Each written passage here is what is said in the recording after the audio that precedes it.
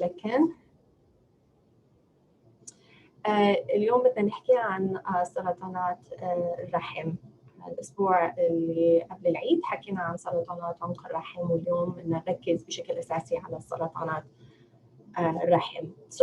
سرطان الرحم من السرطانات الشائعة عند النساء خاصة بعد سن اليأس. ممكن أحيانا نشوفه يعني بالأعمار المبكرة، لكن أكثر شيوعا حدوثه بيكون عند النساء بعد سن اليأس. تقريبا بالولايات المتحدة بالذات في قريب 66,000 حالة من سرطانات الرحم تشخص سنويا، و12,000 من هدول النساء تقريبا بيتوفوا نتيجة سرطان الرحم.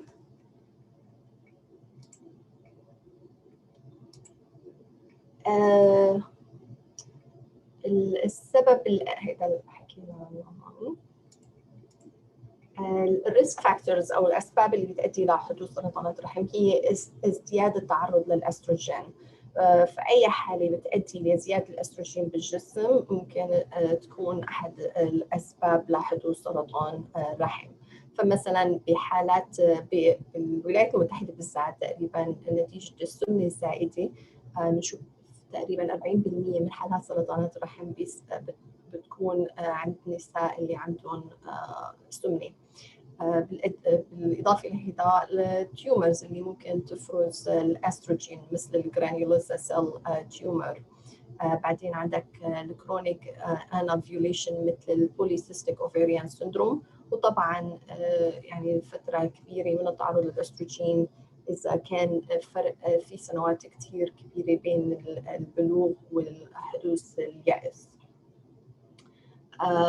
بالإضافة لهذا طبعا عند النساء أحيانا بتلاقيهم بياخدوا أستروجين بدون ما ياخدوا بروجسترون، وهذا بيزيد عنده نسبة حدوث سرطانات الرحم. والتاموكسيفين مثل ما بتعرفوا because of its estrogenic effects على الرحم. بالإضافة للعوامل هيدي في عوامل كمان وراثية. من أحد السندرومز اللي معروفة إنها بتترافق مع حدوث سرطانات الرحم هو اللينش سندروم. اللينش سندروم هو عبارة عن autosomal dominant disorder، واللي بيكون في ميوتيشن بالDNA mismatch repair gene.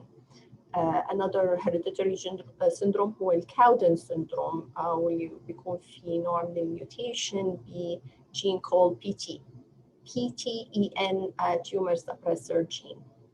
لا هون بس بدي احكي شوي عن البراكا 1 والبراكا 2 لانه كثير احيانا الواحد بيتلخبط انه البراكا 1 والبراكا 2 مثل ما بنعرف هو بيزيد نسبه حدوث سرطانات الاوفريز المبايض. لكن الاندومتريال كانسر او سرطانات الرحم من يعني لا تحدث بشكل كثير كبير بهدول الميوتيشن. سو براكا 2 فور اكزامبل مثل ما بنعرف بيسبب سرطانات الثدي، المبايض، البنكرياس، البروستيت، الميلانوما، بس منه high risk for endometrial cancer. although يعني في حالات أحيانا بتحدث بس يعني very very rare. البراكا 1 يعني ممكن يكون في نسبة حدوث سرطانات الرحم عند النساء اللي عندهم براكا 1 mutation أكثر شوي، بس كمان منها كتير شائعة. يعني لموضوع الفحص إذا بدك تتذكر إنه الأكثر الأمراض الوراثية اللي بتؤدي لحدوث سرطانات الرحم هي الحقيقة اللينش سندروم. مثل ما بتعرفوا باللينش سندروم في عدة ميوتيشن تحدث ب several genes مسؤولة عن ال DNA repair. في عندك ال MLH1 ال MSH2 ال MSH6 and PMS2. الميوتيشن اللي بتصير بال MLH1 وال MSH2 جين هن يعني the more common. ال MSH6 كمان بنشوفها بس it's less common، وال PMS2 نادرة جدا. بعد ما تتشخص المريضة باليوترس كانسر، السؤال الأول لازم تسأله هو شو هي الهيستولوجي. الهيستولوجي هون كتير مهمة إنك تعرف نوع الهيستولوجي، لأن هي رح تحدد نوعية المعالجة اللي رح تعطيها للمريضة. فأكثر النساء عندهم بصير عندهم what's called endometrial adenocarcinoma. تقريبا أكثر من 80 أو 88% من الحالات هي عبارة عن endometrial adenocarcinoma. بيجي بعدها clear cell والسايروس بابيلاري كارسينوما. البابيلاري سايروس كارسينوما تقريبا نسبة حدوثها 7%، الكلير سيل 2%، وبعدين في عندك الساركوماز، الكارسينوساركوما والادينوسكويموس كارسينوما. again السرطانات الأكثر حدوثاً أو الهيستولوجي اللي أكثر حدوثاً هي الاندوميتريال ادنوكارسينوما. هلا هذا التصنيف كان اوكي سو خليني بس اقدم لانه كانه سلايدز اوت اوف هذا ف الحقيقه عم يصير في حكي هلا عن تغيير التصنيف لسرطانات الرحم بناء على المولكيولر فايندينجز. فبناء على المولكيولر فايندينجز عم يحكوا عن 4 أنواع من سرطانات الرحم اللي هي DNA polymerase epsilon or POL mutated subtype, mismatch repair deficient subtype, and the ones that have no specific molecular profile and P53. هلا هدول الحقيقه لساتهم بالمراحل المبكره، بعدهم ما عم يستخدموا بشكل كبير بالحياه العمليه، بس يعني قلت لازم تعرفوا عنهم. طيب مثل اي نوع من انواع السرطانات بعد ما تحدد شو هي الهيستولوجي اللي عم المريضه اللي عندها، next step is going to be the staging system. again مثل كل انواع السرطانات يقسم الستيجنج سيستم لسرطان الرحم ل4 مراحل. stage 1 التيومر confined باليوترس. stage 2 هلا وصل للكانسر للسيرفكس لعنق الرحم. stage 3 بلش السرطان يخرج من الرحم ويأثر على الأعضاء المجاورة مثل الأدنكسا أو الفاجينال اريا أو الليمف نود. وستيج 4 لما السرطان انتشر خارج الرحم أو خارج البلفس. فخلينا نركز شوية على الستيج 1 لأنه هون أكثر يعني الأسئلة اللي بتصير إنه شو الأدجوفنت ثيرابي اللي بدنا نعطيها للمرضى اللي عندهم ستيج 1. again ستيج 1 الكانسر بعده محدد أو محدود ضمن الرحم نفسه. ستيج 1 بيقسم لستيج 1A and 1B. أو التقسيم هذا بناء على depth of invasion.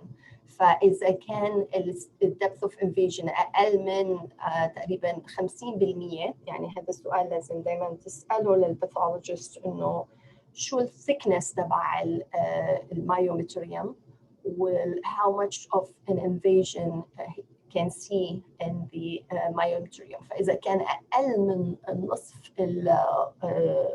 المايومتريال invasion معناتها هذا stage 1A.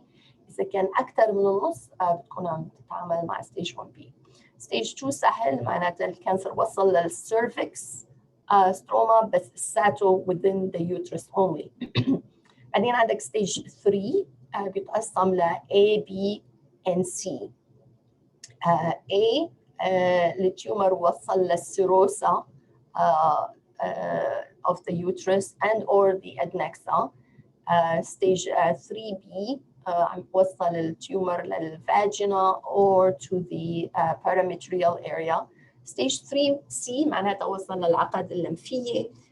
بيتقسم كمان لاثنين 3C1 and 3C2. 3C1 العقد اللمفية بالبلفس بتكون positive. 3C2 العقد اللمفية بالبيري أورتيك ليجن هي بتكون involved. بعدين عندك stage 4 4A and 4B. 4A التيومر invading local organs مثل البلادر أو الركتم. وال4B صار في عندك distant metastasis.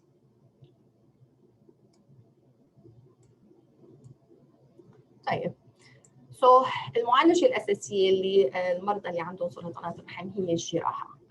بأي وقت بيتحدد إنه هذه المريضة عندها localized disease to the uterus, the first recommendation should be for surgery. There is no يعني like مثل other like cancer حتى بال breast cancer where you can give neoadjuvant treatment. There is no such a thing on endometrial cancer. فإذا المريضة disease seem to be localized or surgically resectable, that's what the يعني الخطوة الأولية في المعالجة. بعد الجراحة بعدين بيجي سؤال تاني إنه يا ترى how about radiation therapy, how about systemic therapy, do we need any of that?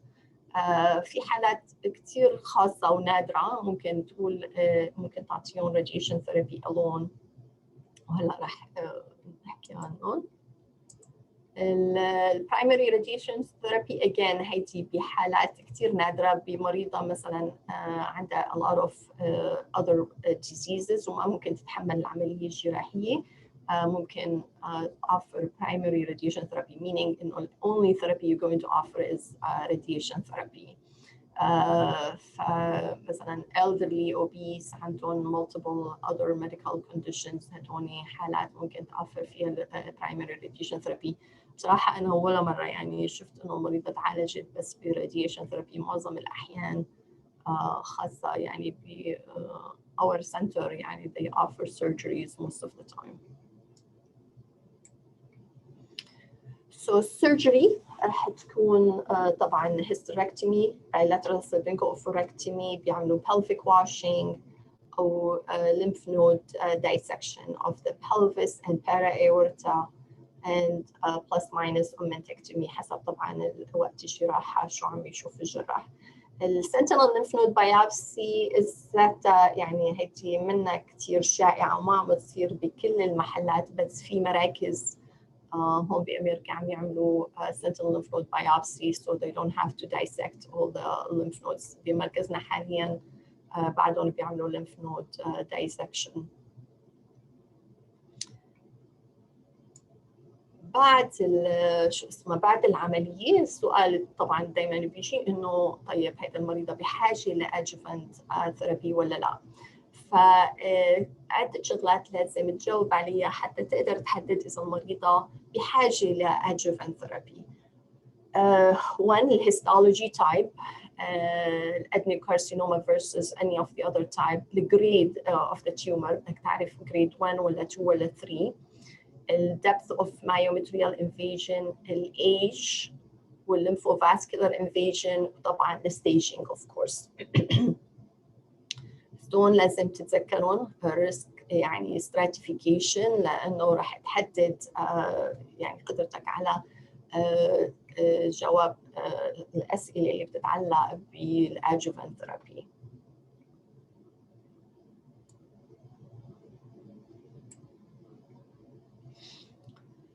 So حسب هدول الريسك stratifications وهون رح نركز بشكل أساسي على الادنوكارسينوما of the uterus or endometrial adenocarcinoma. Any other histology يعني الكارسينوساركوما، الكلير سيل، سايروس كارسينوما، هدول كلهم بيعتبروا aggressive histology والrisk stratification does not apply for them. So risk stratification هون بشكل أساسي عم يتطبق على المرضى اللي عندهم endometrial adenocarcinoma. ف low risk هي أي يعني حالة ما بيكون فيها الهاي risk histology مثل clear cell serous or carcinosarcoma. كمان low grade 1 or 2 وال depth of invasion is less than 50% وما في lymphovascular invasion.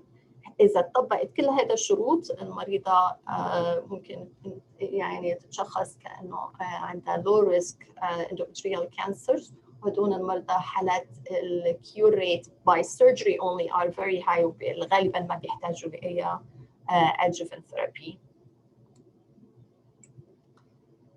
بعدين عندك بيجي الانترميديت ريسك جروب، again تأكيد على إنه هذه بيطبق بشكل أساسي على الاندوميتريال adenocarcinoma. أي high risk histology that will not يعني fit into it. So cancer is not high risk histology type. It's a grade 1 or 2 وفي عندهم lymphovascular invasion أو grade 1 and 2 or 2 وعندهم more than 1/2 invasion into the myometrium or histological grade 3 and invading less than 1/2 of the myometrium.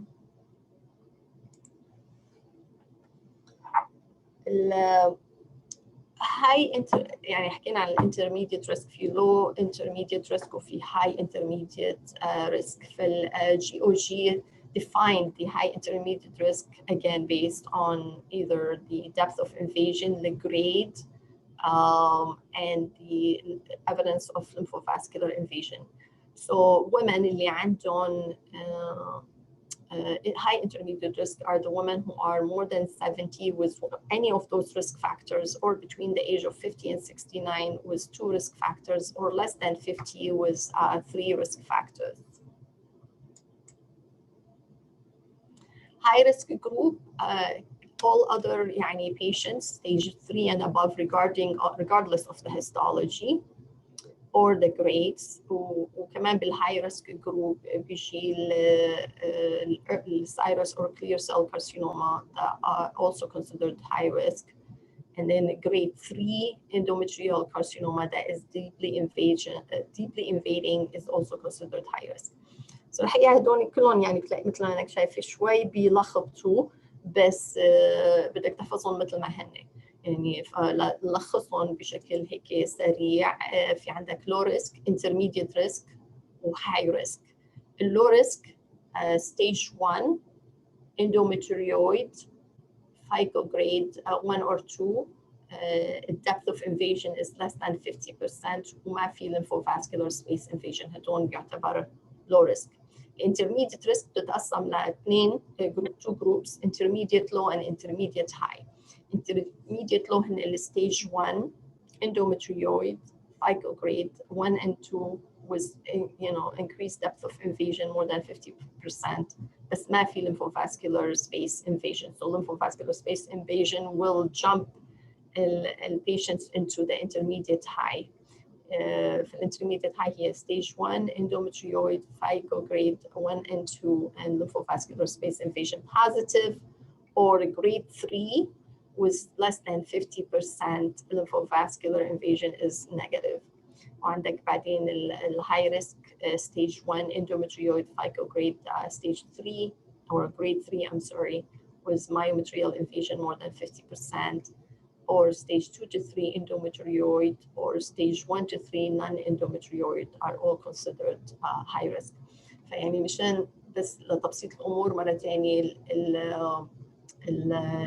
الهيستولوجي الاندومتريويد هيدي اللي ممكن احيانا يكون في عنا لو ريسك جروب، بس اي اذر هيستولوجي رح تكون دائما تعتبرها هاي ريسك، وهدول البيشنتس we always offer them adjuvant treatment.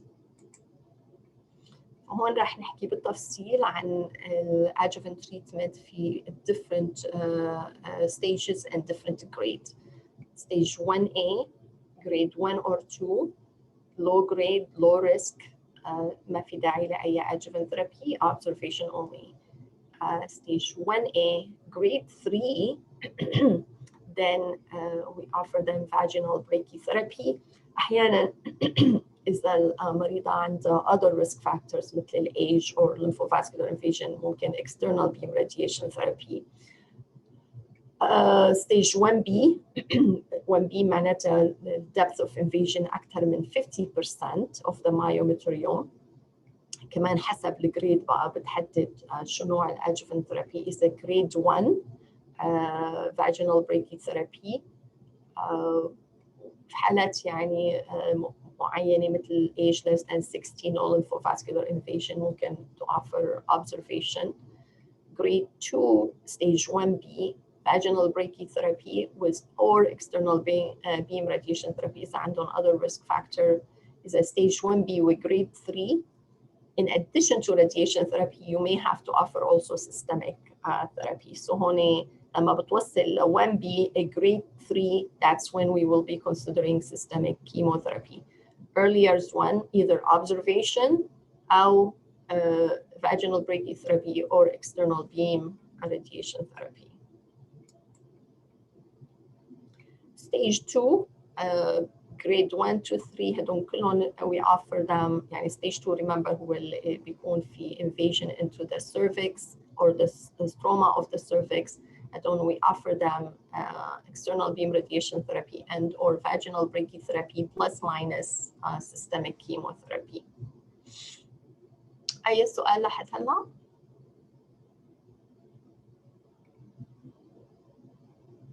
طيب رح نتابع لكن.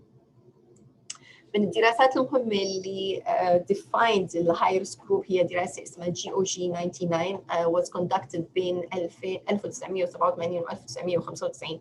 بهي الدراسة هن اللي وقتها الحقيقة اللي حددوا شو هن considered to be high risk group. ال high risk group اللي هي they looked into the 3 risk factors اللي حكينا عنهم the grade of the tumor, lymphovascular space invasion and deep myometrial invasion. وبعدين اطلعوا على الايجز age more than 70 بهي الدراسه بالذات وعندها اي risk factor is considered high risk. إذا age more than 50 قالوا لك لازم يكون في 2 factors و age less than 50 لازم يكون 3 risk factors to be considered high risk group.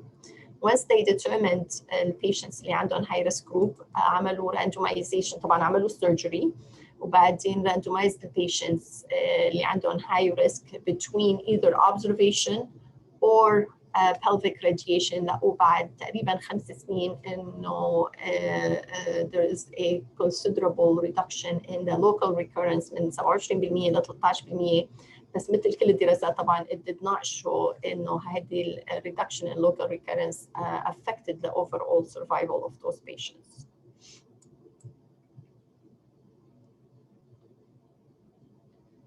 اوكي هلا we're going to shift into هلا بعض الدراسات اللي كمان طلعت على systemic therapy for patients اللي عندهم endometrioid histology.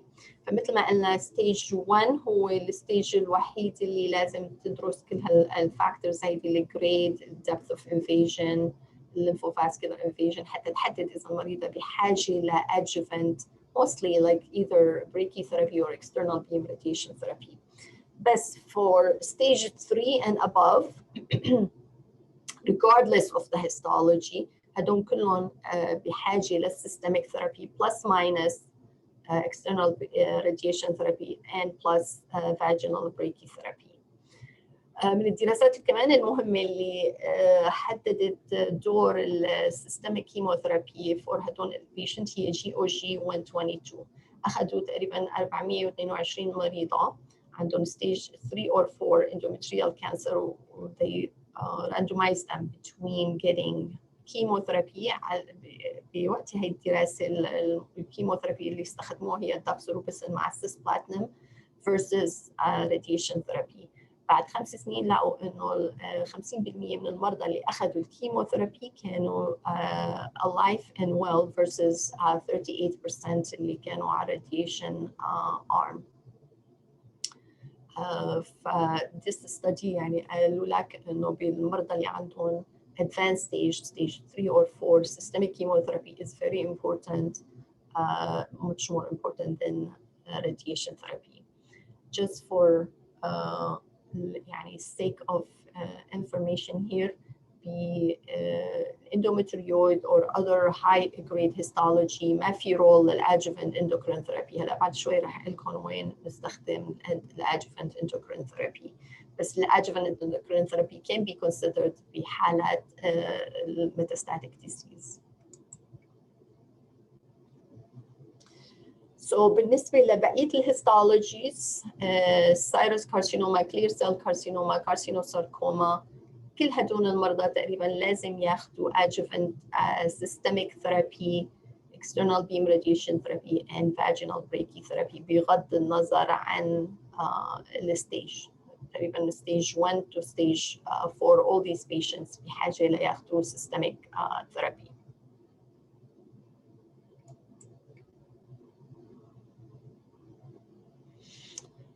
So بس لنلخص مرة تانية once المريضة تشخصت بسرطان الرحم السؤال الأول اللي لازم تسأله هو شو هي الهيستولوجي. إذا الهيستولوجي endometrial adenocarcinoma اللي هي من أكثر يعني الهيستولوجي شيوعاً، تقريباً 80% من حالات سرطانات الرحم بيكون عندهم endometrioid adenocarcinoma. بعد ما يتحدد الهيستولوجي، السؤال الثاني اللي لازم يكون هو شو الستيج، شو الجريد، شو الوضع الليمفوفاسكولار انفيجن والمايومتريال انفيجن وعمر المريضة. هدول الفاكتورز كلهم لازم تحددهم حتى تجاوب على السؤال what type of adjuvant therapy is needed. بالستيج 1 مثل ما شفت في يعني عدة سيناريوز مختلفة، ممكن المريضة ما تحتاج لأي adjuvant therapy أو ممكن بحاجة ل radiation therapy، ممكن external beam أو ممكن vaginal brachytherapy. وبعدين systemic therapy نادرا ما نستخدمها بالستيج 1 except إذا المريضة عندها deep myometrial invasion وعندها grade 3. but systemic therapy غالبا تستخدم بستيج at least 2 and above، يعني 2 أحيانا ممكن if patient has يعني other contraindication systemic therapy ممكن ما تأخذها، بس stage 3 and 4 those patients are definitely going to need systemic therapy plus minus radiation therapy. هيدا بالنسبة للإندومتريود أدوكارسينوما، فهدول يعني لازم تفكر فيهم كمجموعة معينة. بس لما بكون عندك other histology مثل سايروس كارسينوما، كلير سيل كارسينوما، كارسينوساركوما، هدول كلهم لازم ياخدوا systemic therapy وبالإضافة للإكسترنال beam radiation therapy to the pelvis. هيدي بالنسبة للكانسر اللي يعني originated من الابيثيليوم تبع اليوترس or lining of the uterus. في طبعا مثل ما بتعرفوا some cancer originate from the myometrial and they cause endometrial sarcomas, not carcinosarcomas but sarcomas. هدول بيتقسموا ل 2 groups، low grade والhigh grade. إذا عندك low grade معظم الحالات الجراحة كافية لهدول المرضى إذا if you find only a stage 1. إذا عندك stage 2, 3 or 4 بالإضافة للجراحة هدول المرضى we offer them also anti-estrogen therapy.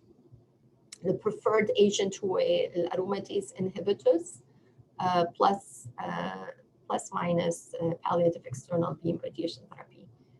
Is a high-grade stromal sarcomas, stage 1, who can still offer them observation. This is stage 2 to 4 chemotherapy and external beam radiation therapy.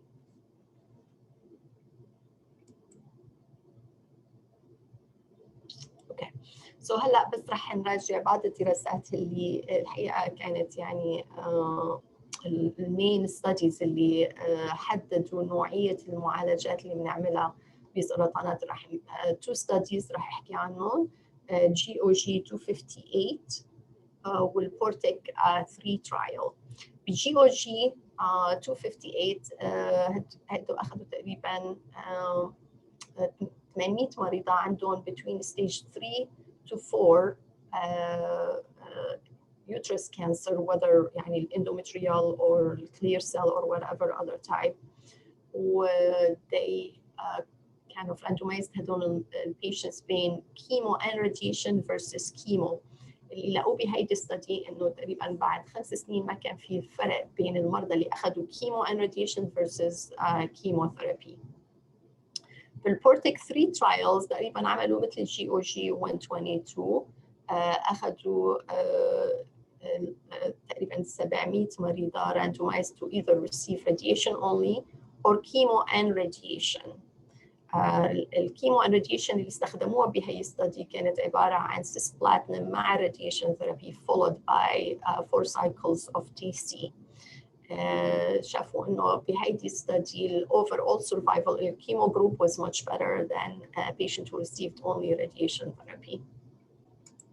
راح نشوفون شوي بالتفصيل هون. الGOG study 258 هي was published in the New England Journal of Medicine. again أخذوا مرضى بعد ما عملوا surgical debulking between stage 3 and 4 بغض النظر عن الهيستولوجي هون، وهلا رح نشوف المجموعات اللي أخذوها، وحطوهم بقسمين، قسم عطوهم كيمو and radiation therapy وقسم عطوهم بس كيموثيرابي. القسم اللي أخذ الكيموثيرابي مع الراديشن ثيرابي أخذوا سيس بلاتينم مع الراديشن ثيرابي. سيس بلاتينم عطوه day 1 and day 29.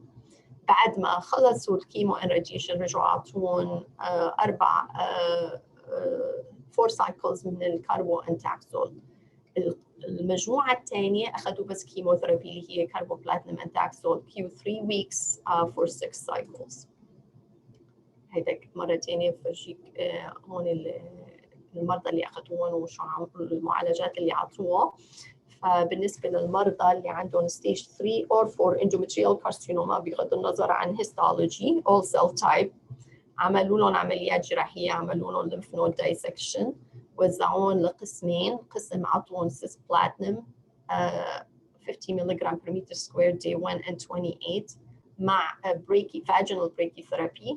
بعدين عطوهم 4 جرعة من ال AUC الكاربوبلاتينم with AUC of 5 مع التاكسول. المجموعة الثانية عطوهم بس carboplatinum and Taxol every 21 days for 6 cycles. هي الكاركترستيك تبع المرضى كان أكثرهم كان عندهم stage 3 and above. كان في شوي مجموعة من المرضى اللي عندهم stage 1 or 2 هدول اللي حكينا عنهم الهاي ريسك جروب. الجريدز هون كمان طبعا بفرجيك إنه different grades. في عندهم كان serous carcinoma, clear cell carcinoma and mixed epithelial or other.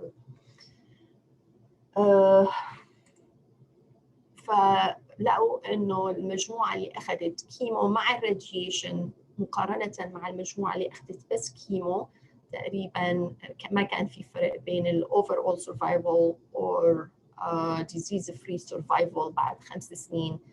الدراسة هي طبعاً يعني بشكل أساسي عم يشوفوا إنه ممكن أحياناً للمرضى اللي ما بيفضلوا ياخذوا ال external beam radiation therapy that they can get away with that.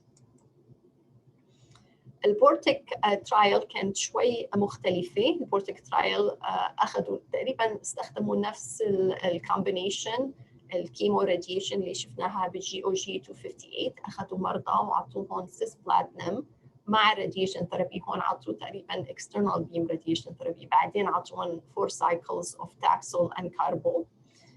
فقارنوهم مع مجموعة ثانية عطوهم بس radiation therapy. تذكر الجي او جي ترايل 258 كيمو راديشن versus كيمو alone. هون الكيمو راديشن versus راديشن alone. كمان الجروبس اللي أخذون كمان مشابهة، أغلبهم عندهم ستيج 2 to 3 histologies for high grade histologies مثل serous or clear cell carcinoma between stage 1 and 3 وendometrioid carcinoma اللي be considered high risk اللي هن stage 1 grade 3 with deep invasion or lymphovascular invasion.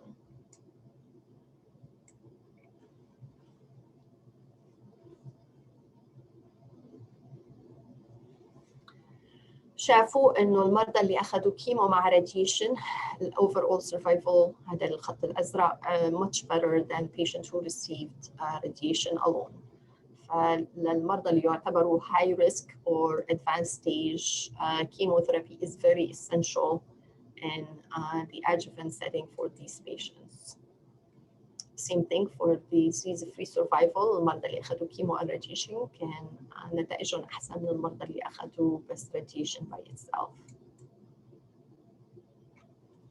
أي سؤال؟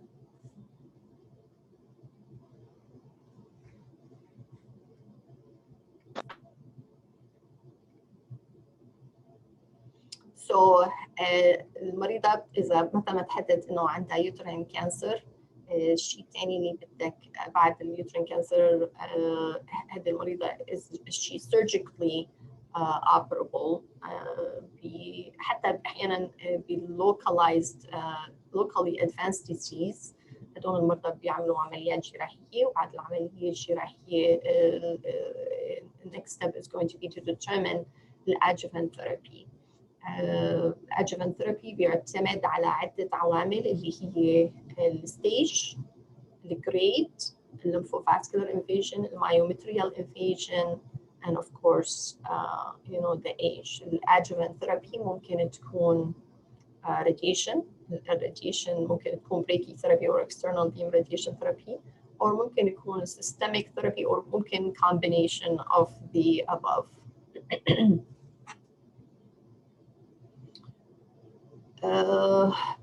بالنسبة للمرضى اللي عندهم distant metastatic disease with metastasis يعني beyond the abdomen to the lungs and what have you, or patients اللي عندهم recurrent disease، معظم هدول الحالات المعالجة تبعهم بتكون بالسيستميك chemotherapy. most common regimen اللي بنستخدمها بالadvanced recurrent or metastatic endometrial cancer هي combination of carboplatin and Taxol.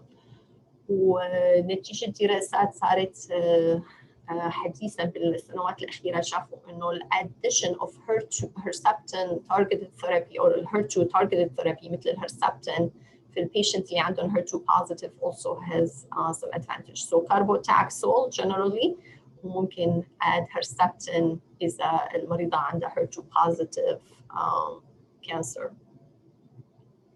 Other possible regimen كمان ممكن consider Taxotere مع carboplatinum, doxorubicin مع cisplatinum. Taxol, doxorubicin and cisplatinum is very toxic regimen. I've tried it بس الحقيقة مرضى يعني they get very sick. Ifosfamide مع paclitaxel هدول خاصة بالمرضى اللي عندهم carcinosarcoma. Ifosfamide مع cisplatinum.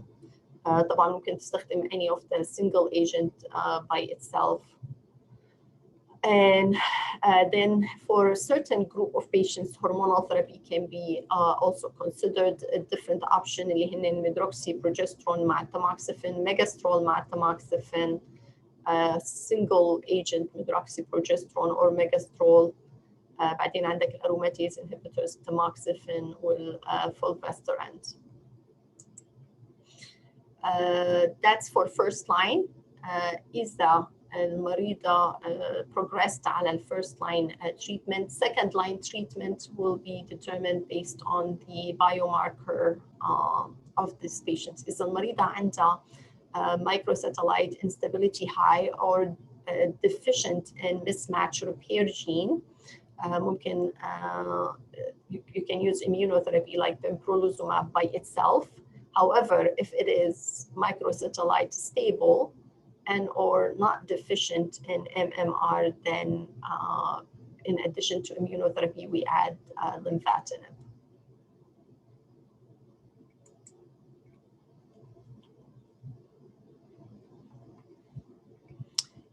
الuse of immunotherapy مع lymphatinib هذا كان based on a single arm study Keynote 146. أخذوا تقريبا 100 مريضة عندهم stage 4 endometrial cancer اللي progressed after first line therapy. ما كان في أي again no MSI high or were proficient in mismatched proteins. وعطوهم combination of pembro مع lymphatinib. شافوا الريسبونس ريت تقريبا 40% و10 حالات كان في complete remission. So this is, generally the standard of care for stage 4 endometrial cancer. بس في حالات أحيانا ممكن تستخدم فيها الهرمونال ثيرابي. الهرمونال ثيرابي تستخدم ب stage 4 في patients اللي عندهم ER positive disease وعندهم low volume disease. Patients are not very symptomatic. Again, the possible option هن medroxyprogesterone مع tamoxifen alternating, megestrol مع tamoxifen كمان alternating, aromatase inhibitors, tamoxifen, fulvestrant. Remember, tamoxifen is contraindicated in sarcomas, in endometrial sarcomas, but it's not contraindicated in endometrioid adenocarcinoma or other epithelial cancers.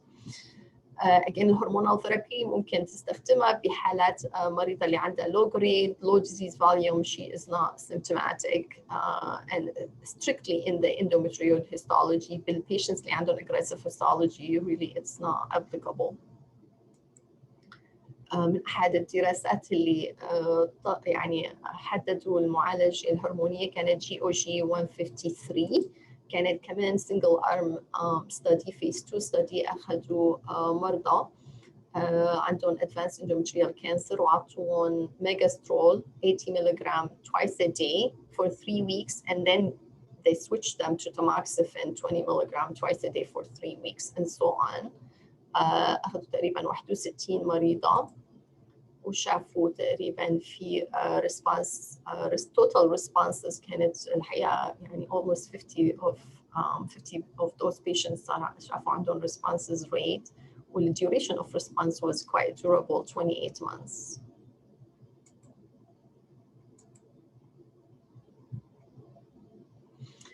So that's basically the lecture. So again, I just want to kind of summarize what we talked about.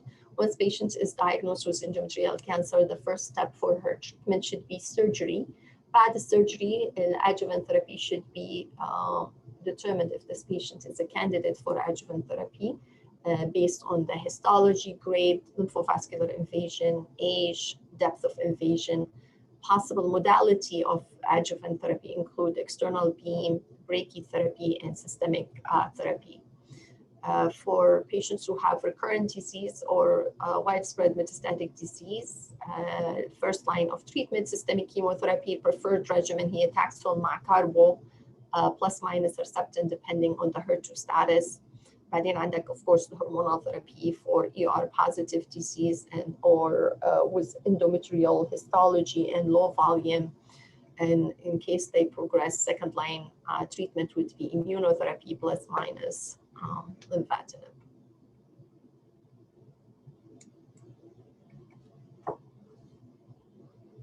Any question? السؤال الأول.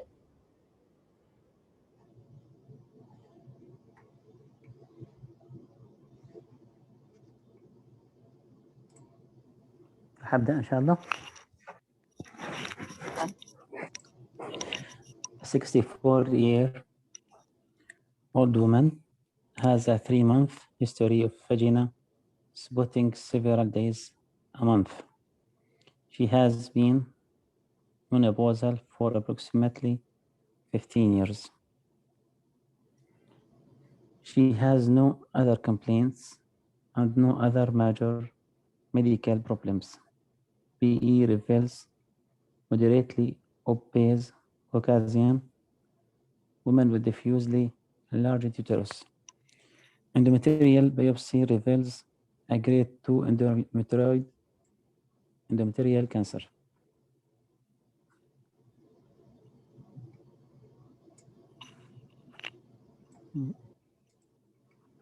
Okay.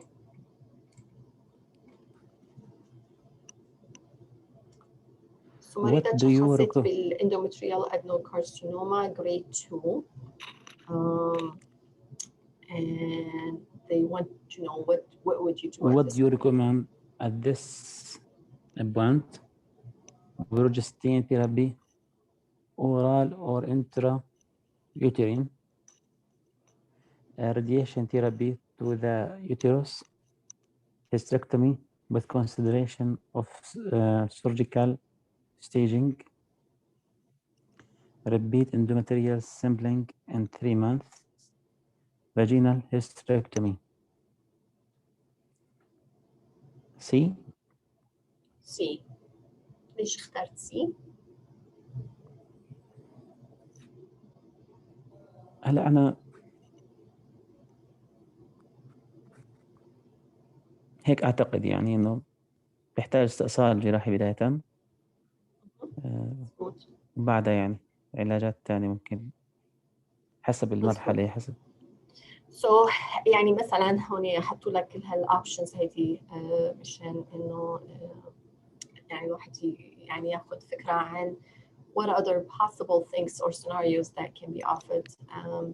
طبعا vaginal hysterectomy is out of يعني question لانه هذه المريضه already تشخصت بسرطان، فبحاجه حتى تحدد شو هو الستيج لازم تعمل complete hysterectomy مع surgical staging اللي include lymph node dissection. بالنسبه للراديشن ثيرابي اذا قالوا لنا والله هيدي المريضه كان عندها a lot of risk factors، عندها امراض قلب، امراض رئه، هيدا ممكن الواحد يعني to consider it، بس in this case مع انه يعني she seems to be otherwise healthy we will not consider radiation therapy. طبعا repeat endometrial sampling is totally out of the question. يعني once a diagnosis of cancer is made there is no need. يعني هنا أحيانا بيكون في عندك biopsy، بيكون في عندهم some other يعني early changes that you may consider endometrial sampling. بس بهيك الحالة cancer has been diagnosed, so surgery should be your first offer to these patients.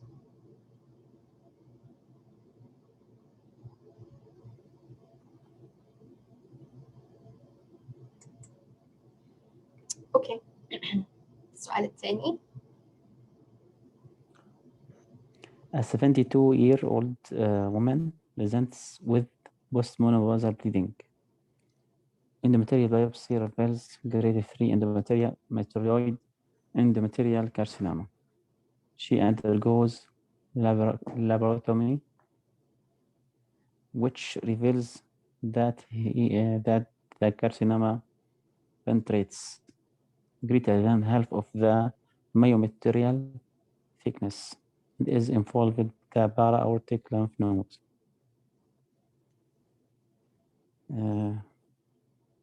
Whole grade gross diseases. A2 gross disease is removed. طيب هلا خلينا نوقف شوي هون واللي مثلا هيدي عندها para-aortic lymph node involvement. So أي stage هيدي؟ Stage 3? 3. Very good. Yeah. So she has stage 3. So automatically هيدي يعني we're not dealing anymore with a stage 1, stage 3. What would you consider for stage 3 women with endometrioid adenocarcinoma?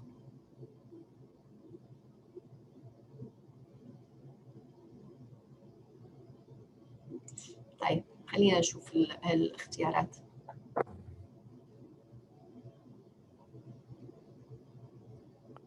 At a minimum, which of the following should be part of hair management after recovery from surgery? Pelvic radiation, platinum-based chemotherapy, testing for HER2 new amplification, imaging every 6 months to monitor for recurrence, magistrol acetate alternating with tamoxifen. B. E. Remember هيدي high grade. remember إنه stage 3 and patient has had surgery. Generally, adjuvant hormonal therapy is not recommended for those situations. E is mostly in patients who has low-grade endometrial adenocarcinoma that is metastatic, so it's not adjuvant. So هون المريضة عملت عملية جراحية وهلا أنت بدك تحدد الادjuvant therapy لها. So this is not a palliative treatment; it is like definitive adjuvant treatment. تذكر ال GOG trials 122 and 258. B يعني B, exactly. platinum-based chemotherapy. So ال GOG trials اللي حكينا عنهم أخذوا مرضى وهدول اللي عندهم stage 3 and above or high risk stage 1. ووزعوهم لقسمين، قسم عطوهم كيموثيرابي بلس راديشن ثيرابي، قسم عطوهم راديشن ثيرابي لقوا انه اللي عملوا كيموثيرابي plus radiation therapy has much better outcome. Testing for HER2 new amplification هذا بتطبقه لما بيكون المريضة عندها metastatic disease وقتها يعني ممكن consider ال HER2 testing. Imaging every 6 months طبعا ما له أي دور. Okay.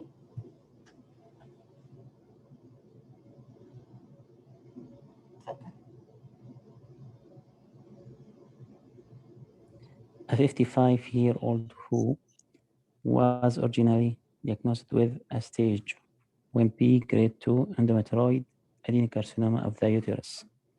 Status post-robotic hysterectomy, bilateral salpingo orphectomy and sentinel lymph node biopsy. On IHC, she was missing MLH1 and BMS2. 2 years after diagnosis, she is diagnosed with multifocal recurrence in pelvic lymph node and lungs. So if a patient is missing MLH1 and PMS2, what does that indicate? What does this patient has? Adenoid repair gene, DNA repair protein. They can be missing. العلاقة بالMSI high? Yes, and which MSI high? Exactly. And which syndrome is that?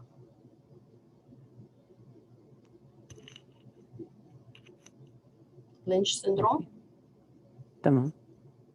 ايه فهذه المريضة يعني تشخصت بستيج 1B grade 2 endometrioid adenocarcinoma. عملوا لها عملية من 2 تقريبا or a while ago.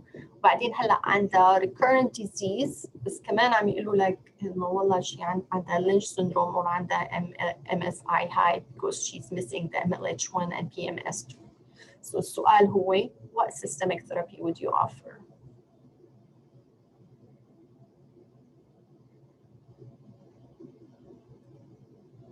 ممكن تقرا الأسئلة الأجوبة؟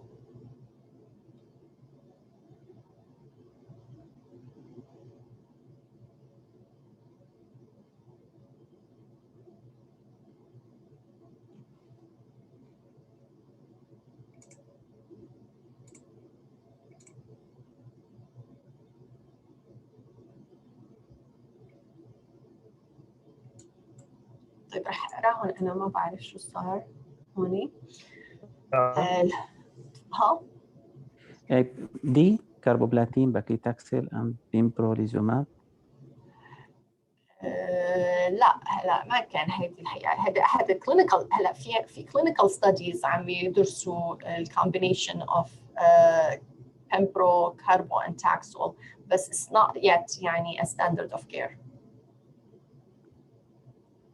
Pembrolizumab pembrolizumab would be considered if يعني current application for it هو second line. شو first line? Carboplatin and paclitaxel. Exactly.